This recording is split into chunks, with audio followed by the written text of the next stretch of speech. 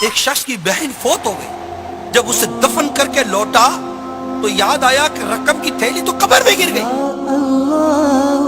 چنانچہ وہ اپنی بہن کی قبر پر آیا اور اس کو کھودا تاکہ تھیلی نکال لے. اس نے دیکھا کہ بہن کی قبر میں آگ کے شعلے بھڑک رہے ہیں. چنانچہ اس نے جوتوں قبر پر مٹی ڈالی اور غمگین روتا ہوا ماں کے پاس آیا اور پوچھا پیاری امی جان میری بہن کے اعمال کیسے تھے؟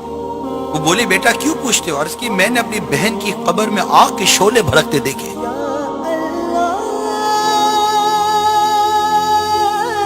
یہ سن کر ماں بھی رونے لگی اور کہا افسوس افسوس 100 کروڑ افسوس. تیری بہن نماز میں سستی کیا کرتی ہے؟ نماز قضا کر کے پڑھتی ہے. ہم لوگ سستیاں کرتے ہیں. ایسے احساسات پیدا نہیں ہوتے. اگر میں اسی طرح نماز قضا کرتا ہوا گناہ کرتا کرتا میں مر گیا میرا بنے گا کیا؟ اگر مجھے قبر میں ڈال دیا گیا اور قبر کی دونوں دیواریں مل گئی اور میری پسلیاں ٹوٹ کر ایک دوسرے بے وست ہو گئی میرا بنے گا کیا؟ کس کو پکاروں گا؟ کون سنے گا؟ اللہ ناراض ہو گئے اس کے ابھی روٹ گئے مر جائیں گے. یہ مت سوچئے کہ کل کروں گا پرسوں کروں گا بھی ٹائم بہت. ارے کس کے پاس ٹائم ہے؟ ٹائم کسی کے پاس بھی نہیں ہے. موت کبھی بھی آ جائے. موت عمر دے کر نہیں آتی. موت وقت دے کر. وقت آیا موت آ گئی.